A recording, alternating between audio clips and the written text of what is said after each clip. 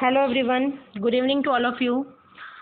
आप सभी का स्वागत है मेरे YouTube channel Gunjan Sharma biology foundation में। जो लोग चैनल पर नए हैं वो चैनल को सब्सक्राइब करें और बेल आइकन को प्रेस करना ना भूलें ताकि मेरे द्वारा अपलोड किए गए वीडियोस की जानकारी आपको टाइम टू टाइम मिलती रहे। आज का जो वीडियो है वो 12th क्लास बायोलॉजी के चैप्टर 5 से रिलेटेड है। Principles of inheritance and variation का ये फर्स्ट पार्ट है, जिनमें हम इस टॉपिक के अंदर हम इंट्रोडक्शन से रिलेटेड जो इंपॉर्टेंट डेफिनेशन है उनके ऊपर चर्चा करेंगे। तो आइए स्टार्ट करते हैं आज का वीडियो। सबसे पहले हम बात करने वाले हैं मेंडेलियन जेनेटिक्स की। ऑल लिविंग ऑर्गेनिज्म रिप्रोड्यूस, सभी लिविंग ऑर्गेनिजम्स जो हैं वो रिप्रोडक्शन की प्रोसेस करते हैं। It results in the formation of offspring, और रिप्रोडक्शन होने के कारण जो है वो प्रोजेनी या ऑफस्प्रिंग का निर्माण होता है। सेम काइंड, और ये सारी की सारी जो प्रोजेनीज हैं वो सेम काइंड की होती हैं, but the resulting offspring most often do not totally resemble the parent. लेकिन जो प्रोजेनी बनी या ऑफस्प्रिंग बनी वो टोटली अपने पेरेंट से रिजेंबल नहीं होती, समानता को नहीं दर्शाती। ऐसा क्यों होता है? या आपको भी पता है कि ह्यूमन बीइंग जो है वो सेक्सुअल रिप्रोडक्शन को फॉलो करते हैं, जिसमें कि मेल और फीमेल गैमेट एक दूसरे से फ्यूज होते हैं, और मियोसिस की प्रोसेस होने के कारण, या फिर हम ये कह सकते हैं कि रिकम्बिनेशन की प्रोसेस होने के कारण उनके अंदर वेरिएशंस जो हैं वो डेवलप होती हैं। और वेरिएशंस के डेवलप होने के कारण, विभिन्नताओं के डेवलप होने के कारण जो प्रोजेनी है वो अपने पेरेंट्स से स्लाइटली डिफरेंट होती है या टोटली रिजेंबल नहीं होती। ये कुछ एक पिक्चर्स आपको शो की हुई हैं जिनके अंदर जो प्रोजेनीज हैं उनको शो किया गया है कि किस तरीके से प्रोजेनी अपने पेरेंट्स से थोड़ी सी डिफरेंट होती हैं। नेक्स्ट जो डेफिनेशन है वो है जेनेटिक्स की, कि जेनेटिक्स आप किसको बोलेंगे? It is the branch of life science. Genetics जो है वो लाइफ साइंस की ब्रांच होती है that deals with the study of heredity and variation. और ये जो ब्रांच है वो हेरिडिटी और वेरिएशन के साथ में डील करती है, यानी इस ब्रांच में हम पर्टिकुलर हेरिडिटी और वेरिएशन के बारे में स्टडी ही करते हैं। नेक्स्ट टॉपिक है हेरिडिटी का। It is the transmission of character from parent to offspring. अगर कोई करेक्टर अपने पेरेंट से लेकर ऑफस्प्रिंग तक पहुंचे तो वो करेक्टर्स का ट्रांसफर होने का जो मेथड होगा, जो प्रोसेस होगा, उस प्रोसेस को हम कहेंगे heredity. Suppose that blue eyes या फिर कर्ली हेयर, अगर पेरेंट्स के ब्लू आइज और कर्ली हेयर हैं और उनकी ऑफस्प्रिंग की भी ब्लू आइज और कर्ली हेयर हो जाएं, इट मीन कि हेरिडिटी की प्रोसेस हुई है, करेक्टर पेरेंट्स से निकलकर कहाँ गए हैं? प्रोजेनी में। नेक्स्ट टॉपिक है variation. It is the difference among the offspring and with their parent. जितने भी डिफरेंस आ रहे हैं, एक ही पॉइंट को आपको हिट करना है कि जितने भी डिफरेंसेस डेवलप हो रहे हैं, चाहे वो ऑफस्प्रिंग में हो चाहे ऑफस्प्रिंग और पेरेंट में हो, जो डिफरेंसेस होंगे उन डिफरेंसेस को हम कहेंगे वेरिएशंस। नेक्स्ट उसके बाद में हेरिडिटरी वेरिएशंस किसे कहते हैं?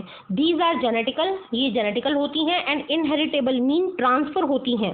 हेरिडिटरी जो वेरिएशंस होती हैं उनका सीधा संबंध जीन्स और क्रोमोसोम्स के से होता है, और जीन्स और क्रोमोसोम से संबंधित होने के कारण ये एक जनरेशन से दूसरी जनरेशन में जाती हैं, since they are called genetical and inheritable. Next है environmental variation. These are acquired, इनका जीन्स और क्रोमोसोम से कोई भी संबंध नहीं होता, इनको जो है ऑर्गेनिज्म एनवायरमेंट से एक्वायर करता है, and these are non heritable, मतलब एक जनरेशन से दूसरी जनरेशन में ये ट्रांसफर नहीं होती हैं। जैसे कि वीजमॉन ने जो माउस के ऊपर एक्सपेरिमेंट किया था, उसने लगातार माउस की कई जनरेशन तक माउस की जो टेल थी उसको कट किया, और उसने देखा कि जब नेक्स्ट जनरेशन में जो माउस बने उनके फुल टेल डेवलप हुई, इट मीन वो जो उसके अंदर डिफरेंसेस थे या वेरिएशंस थी वो एनवायरमेंटल वेरिएशंस थी। नेक्स्ट हम आते हैं ग्रेगर जॉन मेंडल, जिनको कि हम फादर ऑफ जेनेटिक्स के नाम से जानते हैं। तो इनके बारे में हम थोड़ी बहुत इंट्रोडक्शन के टॉपिक देखते हैं जिनके ऊपर जनरली क्वेश्चन पुटअप होते हैं। सबसे पहली बात आती है कि ग्रेगर जॉन मेंडल जो थे उनका बर्थ 1822 में हुआ था और उनकी डेथ 1884 में हुई थी। These are the Austrian monk, ये ऑस्ट्रिया के अंदर एक पादरी के तौर पे काम करते थे, यानी मॉन्क थे वहाँ के। Hybridization experiment with pea plant, इन्होंने हाइब्रिडाइजेशन के एक्सपेरिमेंट किए थे। हाइब्रिडाइजेशन का मतलब होता है crossing between two genetically dissimilar organisms. Hybridization mean this is the crossing between two genetic dissimilar organisms. Genetic रूप से जो अलग अलग ऑर्गेनिजम्स होते हो, चाहे वो प्लांट हो चाहे एनिमल हो, अगर उनके बीच में क्रॉस करवाया जाए तो ये मेथड कहलाएगा हाइब्रिडाइजेशन। तो इन्होंने हाइब्रिडाइजेशन का एक्सपेरिमेंट किया था पी प्लांट्स के ऊपर, और आपको पता है कि पी प्लांट का जो बॉटनिकल नेम है वो होता है Pisum sativum. Publish his result, translation of the characters. तो इनके जो रिजल्ट्स थे वो एक बुक पे प्रकाशित हुए और उस बुक का नाम आपको याद रखना है ट्रांसमिशन ऑफ द कैरेक्टर्स। किस तरीके से कैरेक्टर एक जगह से दूसरी जगह तक ट्रांसलेट करते हैं, ट्रांसफर करते हैं।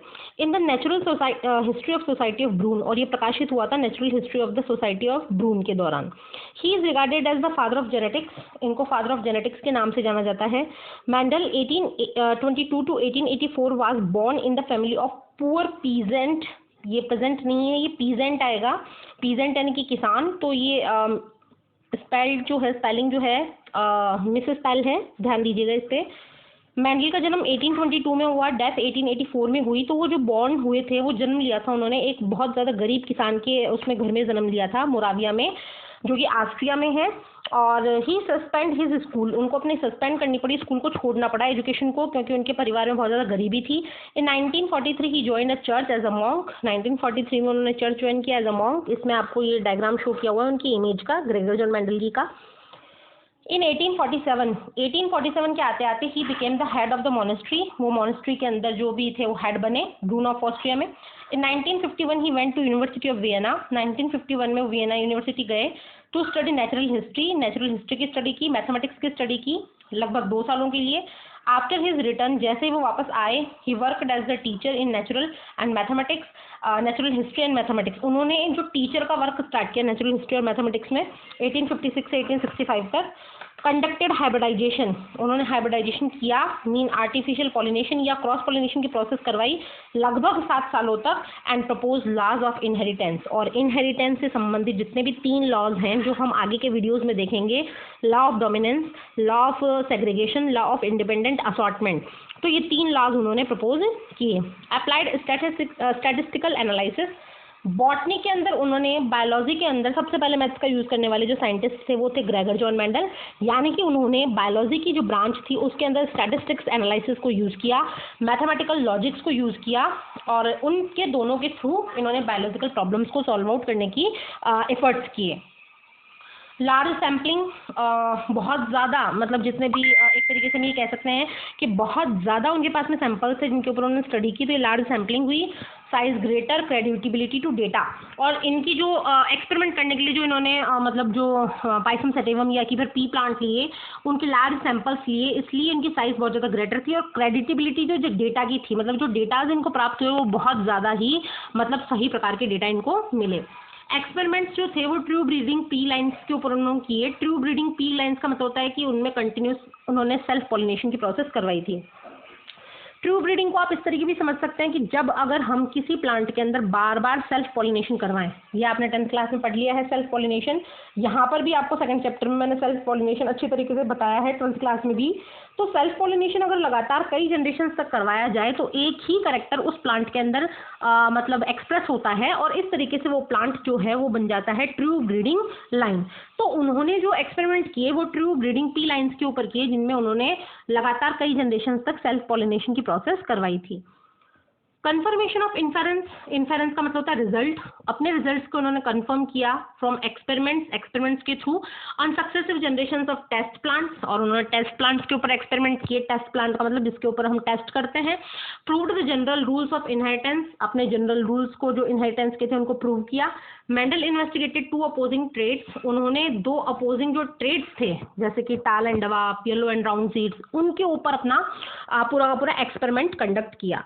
Y Mendel selected pea plant, most important question है चैप्टर का। जब भी हम मेंडलिज्म की स्टडी करते हैं तो मेंडलिज्म में ये क्वेश्चन पुटअप होता है कि आखिर मेंडल ने या जो मेंडल साहब थे उन्होंने क्यों पी प्लांट को ही प्रेफर किया, अदर किसी प्लांट को उन्होंने प्रेफर नहीं किया। तो उसके कई रीजंस हैं, उन रीजंस को मैंने यहाँ पे पॉइंट आउट किया है। आप एक के बाद में एक 1 by 1 हम उन रीजंस के ऊपर डिस्कशन करेंगे। पहला रीजन है pure variety are available.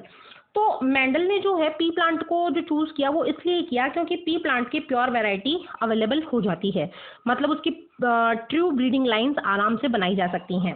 Next उसके बाद pea plants are easy to cultivate, लगभग ये एनुअल प्लांट होता है, 6 मंथ के आसपास इसकी जो लाइफ स्पान है वो कंप्लीट हो जाती है, कल्टीवेशन कंप्लीट हो जाता है, इसलिए इसको इजीली ग्रो करवाया जा सकता है। तो उन्होंने पी प्लांट को चूज किया। थर्ड जो था life cycle of plant are only few month, लगभग अप्रॉक्स 6 मंथ के आसपास, so that result can be got early. Life span कम होगा तो ज़्यादा से ज़्यादा रिजल्ट आपको प्राप्त हो सकते हैं, तो उन्होंने रिजल्ट लेने के लिए भी ये काम किया। Contrasting traits are observe, pea plant के अंदर आपको कंट्रास्टिंग ट्रेट्स मिलते हैं। कंट्रास्टिंग का मतलब होता है अपोजिट, जैसे कि कुछ प्लांट्स आपको टाल मिलेंगे, कुछ डवाफ मिलेंगे, कुछ राउंड सीड वाले मिलेंगे, कुछ रिंकल सीड वाले मिलेंगे, कुछ वायलेट फ्लावर वाले मिलेंगे, कुछ व्हाइट फ्लावर वाले मिलेंगे। तो इस तरीके से दो अपोजिट ट्रेट्स जब मिलते हैं, करेक्टर्स जब मिलते हैं, तो वो कहलाते हैं कंट्रास्टिंग ट्रेट्स। तो पी प्लांट्स में कंट्रास्टिंग ट्रेट्स मिले, इसीलिए उन्होंने इसको चूज किया। ये आपको डायग्राम में शो हो रहा है, पी प्लांट के अंदर कुछ फ्लावर तो देखिए वायलेट कलर के आ रहे हैं और कुछ व्हाइट कलर के आ रहे हैं, तो ये कंट्रास्टिंग ट्रेट होते हैं। नेक्स्ट पॉइंट था flowers are bisexual. Pea plant के जो फ्लावर्स हैं वो बाइसेक्सुअल होते हैं, मतलब मेल और फीमेल जो रिप्रोडक्टिव पार्ट होते हैं वो एक ही फ्लावर में होता है, नॉर्मली सेल्फ पॉलिनेटेड, और उसको हम इजीली सेल्फ पॉलिनेट करवा सकते हैं। सिक्स्थ पॉइंट था flowers can be cross pollinated only manually. Manually का मतलब है हाथों से या इंसानों के द्वारा। अगर हम फ्लावर्स में क्रॉस पॉलिनेशन की प्रोसेस करवाना चाहते हैं तो वो कभी भी नेचुरली नहीं होगी, वो किसके थ्रू होगी, एंथ्रोपोजेनिक एक्शंस के थ्रू होगी, मानव जनित जो कार्यकलाप है उनके द्वारा होगी। हम ये कह सकते हैं कि मैन्युअली होगी। नेक्स्ट जो था हाइब्रिड्स आर फर्टाइल, और हाइब्रिडाइजेशन के रिजल्ट से जो प्रोडक्ट आपके सामने आता है वो प्रोडक्ट कहलाता है हाइब्रिड। तो जो पी प्लांट के जो हाइब्रिड बनते हैं वो फर्टाइल होते हैं, मतलब उनको जब आप ग्रोथ करवाओगे तो वो इजीली फ्यूचर में ग्रोथ कर जाएंगे। इन कारणों के कारण मेंडल ने जो है पी प्लांट को चूज किया। नेक्स्ट इन 1900 के आसपास that Mendel's work was rediscovered. Mendel के काम को वापस से रीडिस्कवर किया गया साइंटिस्ट इंडिपेंडेंटली। वो जो साइंटिस्ट थे वो 3 साइंटिस्ट थे। पहला था ह्यूगो डी व्रीज जो हॉलैंड के था, सेकंड था फ्रांच कॉरेंस जो जर्मनी के थे, थर्ड थे एरिक शेरमॉफ वो ऑस्ट्रिया के थे। तो इस तरीके से जब आप देखेंगे तो ये नाम होंगे डी व्रीज, कॉरेंस और शेरमॉफ। इन तीनों ने मेंडलिज्म को वापस से डिस्कवर किया, रीडिस्कवर किया और एक नियो मेंडलिज्म की कंसेप्ट दी, नियो मेंडलिज्म। और यहीं से मेंडल को father of the classical genetics भी कहा जा सकता है। तो ये डी व्रीज हैं, ये कॉरेंस है और ये शेरमॉक हैं, जिनकी इमेजेस इसमें शो की गई हैं, जिन्होंने मेंडलिज्म को रीडिस्कवर करके नियो मेंडलिज्म दिया था। अब हम बात करते हैं कि पी प्लांट के अंदर ऐसे कितने कंट्रास्टिंग कैरेक्टर्स होते हैं। तो हम देखते हैं तो उनके अंदर 7 ट्रेट्स होते हैं जो कि कंट्रास्टिंग पेयर होते हैं, उनकी हम यहाँ पे डिटेल स्टडी करेंगे। पहले हम देखते हैं the 7 pair contrasting character pisum sativum chosen by Mendel for his experiment. पहला जो कैरेक्टर था वो हाइट का था।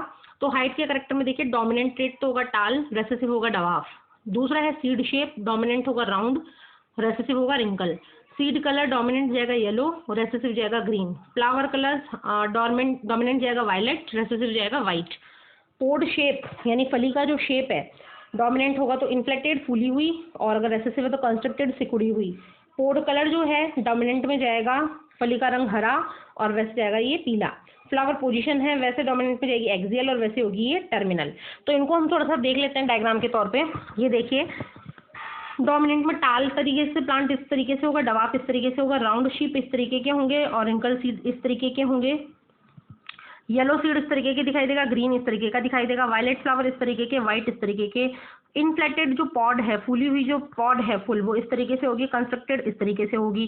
ग्रीन पॉड इस तरीके से, येलो पॉड इस तरीके से। और एक्सियल का मतलब है 2 ब्रांचेस के बीच में जब फ्लावर डेवलप होता है तो वो पोजीशन कहलाती है एक्सियल, और जब फ्लावर टिप्स के ऊपर जनरेट होते हैं तो वो कहलाती है टर्मिनल। तो इस तरीके से 7 कंट्रास्टिंग कैरेक्टर हैं जो आपको याद रखने हैं। टर्मिनोलॉजिकल इन जेनेटिक्स टर्मिनोलॉजीज देखते हैं क्या क्या टर्म उन्होंने यूज में ली। तो पहला टर्म जो है वो है फैक्टर, जिसको मेंडल के युग के दौरान में कहा था फैक्टर, और आज हम उसको जीन के नाम से जानते हैं। फैक्टर को जीन कहने वाले साइंटिस्ट थे जोहानसन। तो सबसे पहले जीन नाम दिया था जोहानसन ने 1909 के आसपास। फंक्शनल यूनिट ऑफ हेरिडिटी, ये जो जीन है फंक्शनल यूनिट होती है हेरिडिटी की, responsible for the expression of character in the progeny, और इनके कारण ही प्रोजेनी में किसी भी लक्षण का जो है एक्सप्रेशन होता है। नेक्स्ट है locus, the position of the gene on the chromosome. Suppose that this is the chromosome and these are the A, B, C and D, ये 4 जीन इसके ऊपर प्रेजेंट हैं। तो A की लोकेशन जो होगी वो A का लोकस होगा, B की लोकेशन B का लोकस होगा, C की लोकेशन C का लोकेशन और D का लोकेशन D का लोकस। तो लोकस का मतलब क्या है कि क्रोमोसोम के ऊपर किस जगह वो जीन पाई जाती है, वो जगह क्या कहलाती है, लोकस कहलाती है। एलील्स की बात करते हैं, these are the alternative form of gene. किसी भी जीन के 2 जो अपोजिट रूप होते हैं उन्हीं को हम एलील कहते हैं।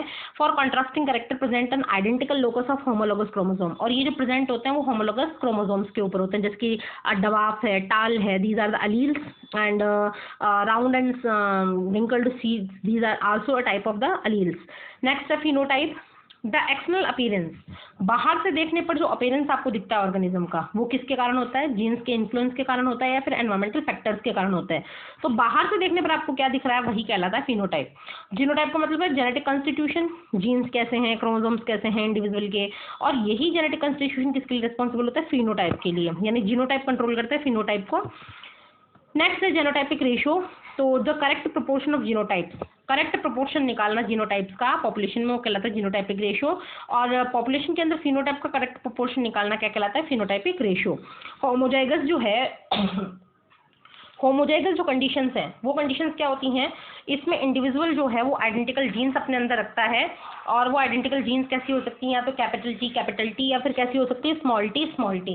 अगर आपको ऐसी सिचुएशन देखने को मिले तो मीन वो है होमोजाइगस। हेट्रोजाइगस में क्या होगा?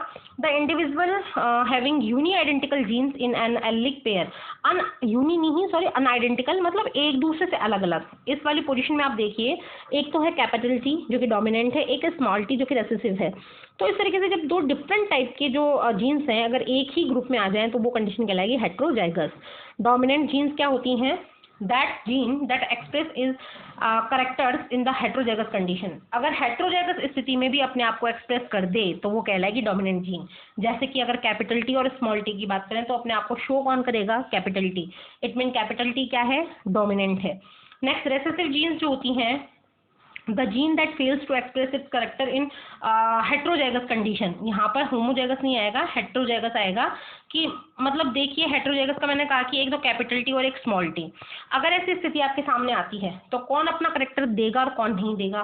टी तो अपना करेक्टर देगा और स्मॉल टी नहीं देगा। तो स्मॉल टी नहीं देगा, इट मीन स्मॉल टी क्या है? रेसेसिव करेक्टर है। नेक्स्ट उसके बाद में आता है hybrid. The progeny obtained by crossing two parent of different in character. अगर हम अलग अलग कैरेक्टर्स के दो पेरेंट्स को आपस में फ्यूज करें तो उनकी जो प्रोजेनी बनेगी वो कहलाएगी हाइब्रिड।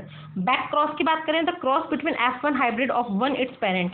F1 जो हाइब्रिड मिल रहा है उसको हम किसी भी पेरेंट से क्रॉस करवा दें तो वो क्रॉस कहलाएगा बैक क्रॉस।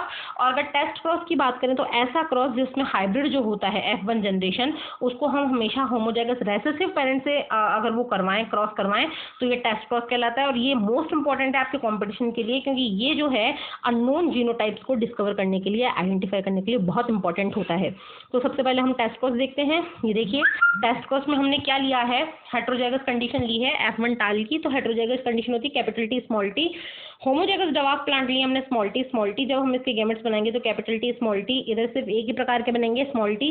टेस्ट क्रॉस इस तरीके से होगा, पहले कैपिटल टी को फ्यूज करवाएंगे स्मॉल टी से तो कॉम्बिनेशन बनेगा कैपिटल टी स्मॉल टी। फिर हम करवाएंगे स्मॉल टी को स्मॉल टी से तो कॉम्बिनेशन बनेगा स्मॉल टी। तो यहाँ पर जो फिनोटाइपिक रेशियो आएगा वो इक्वल आएगा, 50:50 आएगा कि 50% तो होंगे टॉल, क्योंकि इसमें डोमिनेंट क्या है? कैपिटल टी, और 50% क्या होंगे? Small and dwarf. तो यहाँ पर 1:1 आएगा। और ये these are the test cross, ये टेस्ट क्रॉस है। दूसरी तरफ हम बैक क्रॉस को देख रहे हैं। बैक क्रॉस में क्या होता है? प्योर टाल लिया हमने कैपिटल टी और इसको प्योर डवार्फ से फ्यूज किया स्मॉल टी से। तो इधर भी कैपिटल टी एक गैमेट बना, इधर भी सेम स्मॉल टी, तो कंडीशन आई कैपिटल टी स्मॉल टी। फिर हमने क्या किया कि हाइब्रिड टी प्लांट को, F1 जनरेशन को पेरेंट से फ्यूज किया। वो पेरेंट कैसा था? टाल था। तो इधर तो कैपिटल टी स्मॉल टी, इधर कैपिटल टी। तो इस तरीके से हमने कैपिटल टी को किया। तो पहली कंडीशन क्या आई? Capital T. दूसरी कंडीशन फ्यूज करने से क्या आई? Capital T small T. तीसरी कंडीशन क्या आई? कैपिटल टी और फिर क्या आई? Capital T small T. इसमें भी कंडीशन कैसे आई? 50% तो आए कैपिटल टी स्मॉल टी, और दूसरे में कैसे आए? 50% में कैपिटल टी। मतलब इसमें ऑल ओवर प्लांट्स आपके कैसे मिले आपको? टॉल। 100% इसमें कैसा फिनोटाइप आया आपके पास में? Tall. This is called the back cross. तो इस तरीके से दोनों ही महत्वपूर्ण हैं, टेस्ट क्रॉस और बैक क्रॉस। आई होप आज का जो वीडियो था आपको समझ में आया होगा। बहुत सारे जेनेटिक्स के अंदर जो कॉन्सेप्ट्स हैं वो आपके क्लियर हुए होंगे। आगे जेनेटिक्स को कंप्लीट करने के लिए, 5th चैप्टर को कंप्लीट करने के लिए चैनल से जुड़े रहें। नेक्स्ट बातें हम नेक्स्ट वीडियोज़ में करेंगे, जो कि अब सेकंड पार्ट, थर्ड पार्ट के रूप में आपके सामने आएंगे। अपने जो भी कोई फीडबैक है वो प्लीज़ कमेंट सेक्शन में लिखना ना भूलें। वीडियो को ज़्यादा से ज़्यादा लाइक और शेयर करें। तब तक के लिए हैव अ नाइस डे।